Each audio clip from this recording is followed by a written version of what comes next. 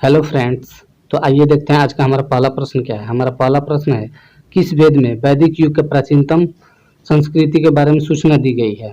हमारे पास ऑप्शन है ऋग्वेद, यजुर्वेद, अथर्ववेद, सामवेद। तो राइट आंसर हमारा क्या हो जाएगा, ये हो जाएगा। ऋग्वेद में दिया गया है वैदिक युग का प्राचीनतम संस्कृति के बारे में, मतलब इसी से साक्ष्य मिलता है आपका ऋग्वेद से। वो भी सातवें मंडल से लेकर के 10वें मंडल तक, जिसमें उल्लेख है गोत्र मंडल, वंश मंडल, ऋषि मंडल। आइए देखते हैं हमारा अगला प्रश्न क्या है। हमारा अगला प्रश्न है, चाणक्य का एक दूसरा नाम क्या था। चाणक्य का दूसरा नाम पूछा जा रहा है आपसे। तो हमारे पास ऑप्शन है भट्ट स्वामी, विष्णुगुप्त, राजशेखर, विशाखादत्त। तो राइट आंसर हमारा क्या हो जाएगा, बी हो जाएगा, विष्णुगुप्त। और एक इनका और एक नाम था, वो था कौटिल्य। चाणक्य ने घानानंद को हराने के लिए चंद्रगुप्त मौर्य की मदद ली थी, जो कि बाद में चंद्रगुप्त मौर्य के प्रधानमंत्री बन गए। कौन, विष्णुगुप्त बोलिए या कौटिल्य, चाणक्य बोलिए। और बाद में इन्हीं ने एक पुस्तक की रचना की, अर्थशास्त्र, जिसका संबंध राजनीति से था। आइए देखते हैं हमारा अगला प्रश्न क्या है। हमारा अगला प्रश्न है, अंतः सागरीय भूकंपों द्वारा उत्पन्न समुद्री लहरों को क्या कहा जाता है। हमारे पास ऑप्शन है सर्क, सुनामी, स्केल, केम। तो राइट आंसर हमारा क्या हो जाएगा, राइट आंसर हमारा बी हो जाएगा, सुनामी। सुनामी जो वर्ड है वो जापानी वर्ड है, यानी आपका यू आपका हो गया, फिर ना और मी, इससे मिल करके बना है आपका सुनामी। ये समुद्री जो लहरें हैं, ये समुद्र के अंदर भूकंप आता है, जिसके कारण उसके ऊपरी जो सतह का है पानी, उस पर प्रभाव पड़ता है और वो बाहर लहर की तरफ उठने लगता है आपका। आइए देखते हैं हमारा अगला प्रश्न क्या है। हमारा अगला प्रश्न है, मेरियाना ट्रेंच किस महासागर में स्थित सबसे गहरा ट्रेंच है। हमारे पास ऑप्शन है प्रशांत महासागर, अटलांटिक महासागर, हिंद महासागर, आर्टिक महासागर। तो राइट आंसर हमारा क्या हो जाएगा, ये हो जाएगा, प्रशांत महासागर में ये मेरियाना ट्रेंच जो है स्थित है। इसका प्रशांत महासागर में अब जाइएगा तो गुआम, गुआम एक द्वीप है, उसी के पास ये आपका है। इसका तो अभी हालांकि मतलब कोई एक्यूरेट मतलब गहराई जो है मालूम नहीं किया गया है, नहीं पता चला है, लेकिन एक अनुमानित है जो आपका वो है 11,000 किलोमीटर, मतलब इसका गहराई अभी तक किया गया है। इसे चैलेंजिंग गर्त भी बोला जाता है, यानी चैलेंजिंग ट्रेंच भी बोला जाता है। मैरियाना ट्रेंच को विश्व का सबसे गहरा खाई है समुद्र में। आइए देखते हैं हमारा अगला प्रश्न क्या है। हमारा अगला प्रश्न है, भारत का संविधान लागू हुआ था डैश, कब लागू हुआ था आपसे पूछा जा रहा है। तो हमारे पास ऑप्शन है 26 जनवरी 1950 को, 26 जनवरी 1952 को, 15 अगस्त 1948 को, 26 जनवरी 1949 को। तो राइट आंसर हमारा क्या हो जाएगा, ए हो जाएगा, 26 जनवरी 1950 को लागू किया गया था।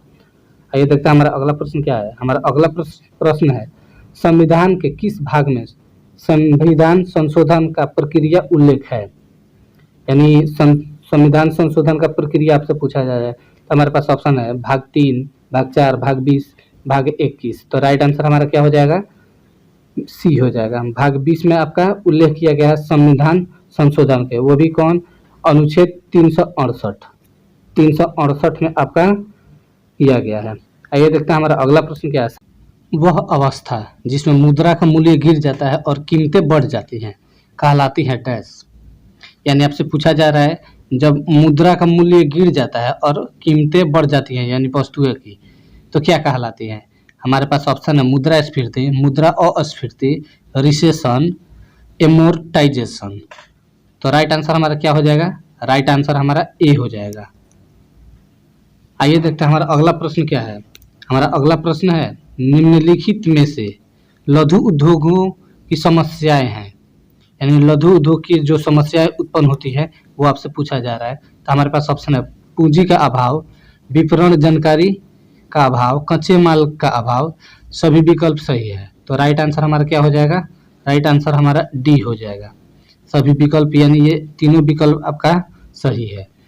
आइए देखते हैं हमारा अगला प्रश्न क्या है। हमारा 9 नंबर प्रश्न है, किसी तत्व का समस्थानिकों के बीच का अंतर किनकी भिन्न यानी अलग संख्याओं की उपस्थिति के कारण होता है। हमारे पास ऑप्शन है प्रोटॉन, न्यूट्रॉन, इलेक्ट्रॉन, फोटॉन।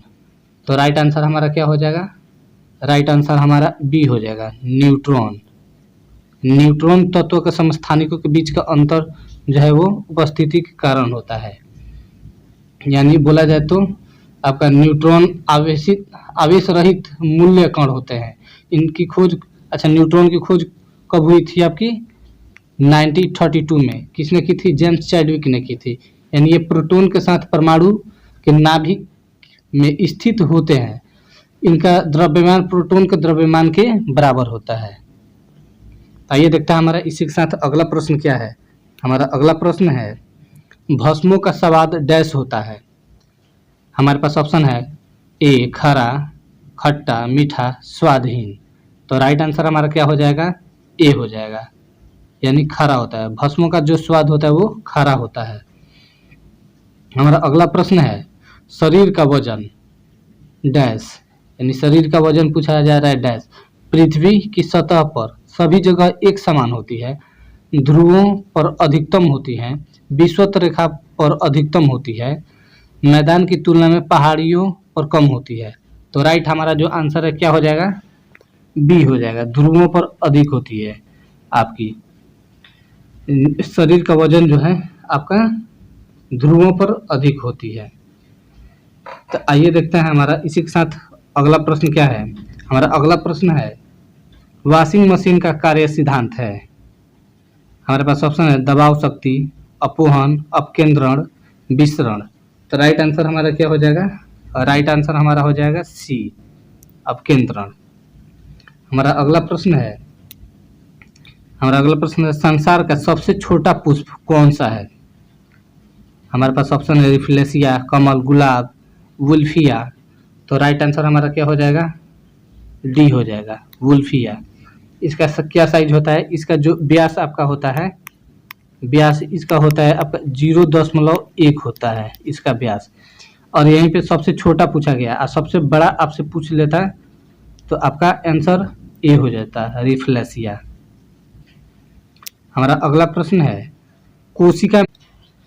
कोशिका में न्यूक्लियस की खोज सर्वप्रथम किसने की थी। यानी कोशिका में आपका न्यूक्लियस की खोज पूछा जा रहा है, वो किसने की थी। हमारे पास ऑप्शन है लेवेनहांक, यहाँ वान है, वान, हफमिस्टर, रॉबर्ट ब्राउन। तो राइट आंसर हमारा क्या हो जाएगा? डी हो जाएगा, रॉबर्ट ब्राउन ने खोज किया था। कब किया था आपका? इन्होंने किया था 1831 में, 31 में इन्होंने खोज किया था। और वही कोशिका का आपका पूछा रहा था, तो कोशिका किसने किया था? तो कोशिका का किया था रॉबर्ट हुक ने किया था। वो भी मधुमक्खी के छत्ता में कब किया था? 1831 में किया था। तो आइए देखते हैं हमारा अगला प्रश्न क्या है।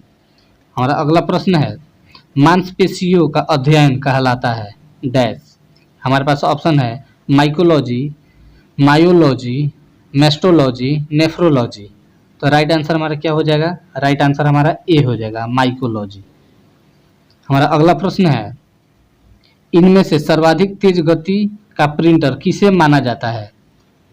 यानी सर्वाधिक सबसे तेज प्रिंटिंग करने वाला आपका पूछा जा रहा है। हमारे पास ऑप्शन है laser printer, jet printer, thermal printer, daisy wheel printer. तो राइट आंसर हमारा क्या हो जाएगा? राइट आंसर ए हो जाएगा, लेजर प्रिंटर। हमारा अगला प्रश्न है किस खेल में प्रत्येक पक्ष में खिलाड़ियों की संख्या सर्वाधिक होती है। यानी सबसे ज़्यादा खिलाड़ियों की संख्या होती है, वो पूछा जा रहा है प्रत्येक पक्ष में। तो हमारे पास ऑप्शन है football, rugby football, hockey, ice hockey. तो राइट आंसर हमारा क्या हो जाएगा? राइट आंसर हमारा बी हो जाएगा, रग्बी फुटबॉल में कितनी होती है? प्रत्येक पक्ष में आपके 15 खिलाड़ी होते हैं। अच्छा, अगर ये भी पूछ लिया जाता कि सबसे पहले रग्बी फुटबॉल कहाँ खेला गया था, तो आपका खेला गया था इंग्लैंड में। इंग्लैंड में एक स्कूल था, वहाँ पे इंग्लिश पब्लिक स्कूल, उसी में सर्वप्रथम आपका खेला गया था। आइए देखते हैं हमारा अगला प्रश्न क्या है। हमारा अगला प्रश्न है निम्नलिखित में से किस पुस्तक का संबंध मोगली नामक एक पात्र से है। हमारे पास ऑप्शन है daughter of the east, Malgudi days, an unknown India, jungle book. तो राइट आंसर हमारा क्या हो जाएगा? राइट आंसर हमारा डी हो जाएगा, जंगल बुक। अच्छा, जंगल बुक किसने लिखा था? तो इन्होंने, इसके लेखक कौन थे? रुडयार्ड किपलिंग थे। रुडयार्ड किपलिंग थे।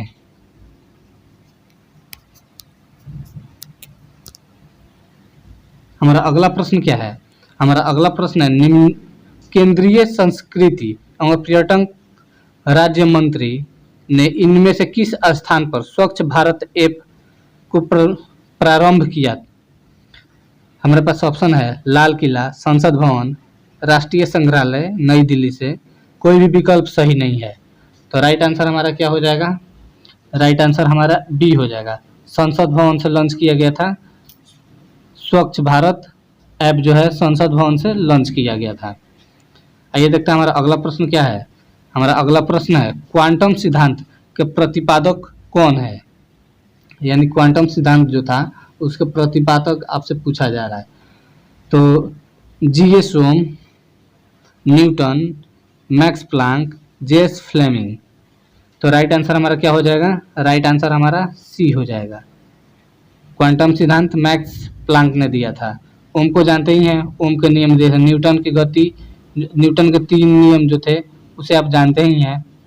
तो आइए देखते हैं हमारा अगला प्रश्न क्या है। हमारा अगला प्रश्न है, मृदंग किस प्रकार का वाद्य होता है? यानी एक वाद्य यंत्र है मृदंग, उसे पूछा जाए उसका आकार कैसे होता है? 2 मुंहों वाला ढोलक, एक प्रकार की बांसुरी, एक तार वाला वाद्य, एक मृंग। तो राइट आंसर हमारा क्या हो जाएगा? 2 मुंहों वाला ढोलक, यानी ढोलक ही जैसा होता है आपका। तो आइए देखते हैं हमारा अगला प्रश्न क्या है। हमारा अगला प्रश्न है, निम्नलिखित में से कौन गोल्डन ग्लोबल पुरस्कार 2000, यहाँ हो गया है 2000 नहीं बल्कि 2001 होना चाहिए आपका, यहाँ पे 1 लगा लीजिए, जीतने वाला पहला भारतीय कौन है? यानी निम्नलिखित में से गोल्डन ग्लोबल पुरस्कार 2001 जीतने वाला पहला भारतीय कौन है? हमारे पास ऑप्शन है शिव कुमार वर्मा, अनु मलिक, जाकिर हुसैन, ए.आर. रहमान। तो राइट आंसर हमारा क्या हो जाएगा? डी हो जाएगा, ए.आर. रहमान। ए.आर. रहमान को उनकी फिल्म स्लैम डॉग मिलियनेयर जो था उसी के लिए आपका मिला था, उसमें म्यूजिक जो इन्होंने दिया था, संगीत, उसी के लिए गोल्डन ग्लोबल पुरस्कार 2001 में इनको मिला था। आइए देखते हैं हमारा अगला प्रश्न क्या है। हमारा अगला प्रश्न, निम्नलिखित में से किस देश की सरकार ने हिंदू विवाह विधेयक 2016 पारित किया? इन 2016 में हिंदू विवाह विधेयक जो पारित किया था, पारित करने वाला देश कौन है आपसे पूछा जा रहा है। हमारे पास ऑप्शन है नेपाल, बांग्लादेश, पाकिस्तान, श्रीलंका। तो राइट आंसर हमारा क्या हो जाएगा? बी हो जाएगा, बांग्लादेश पारित किया था हिंदू विवाह विधेयक 2016। आइए देखते हैं हमारा अगला प्रश्न क्या है। हमारा अगला प्रश्न है, बांग्लादेश अपनी स्वतंत्रता दिवस कब मनाता है? यानी बांग्लादेश का स्वतंत्रता दिवस आपसे पूछा जा रहा है। हमारे पास ऑप्शन है 26 मार्च 1971, 26 मार्च 1972, 22 जून 1976, 22 जून 1977। तो राइट आंसर हमारा क्या हो जाएगा? राइट आंसर हमारा ए हो जाएगा, यानी 26 मार्च 1971 से मनाता है अपना स्वतंत्रता दिवस। स्वतंत्रता दिवस की घोषणा किसने की थी बांग्लादेश में? तो शेख मुजीब और आवामी लीग ने की थी। आई होप आपको ये वीडियो अच्छा लगा होगा। वीडियो अच्छा लगे तो शेयर कीजिए, लाइक कीजिए, कमेंट कीजिए। Thanks for watching.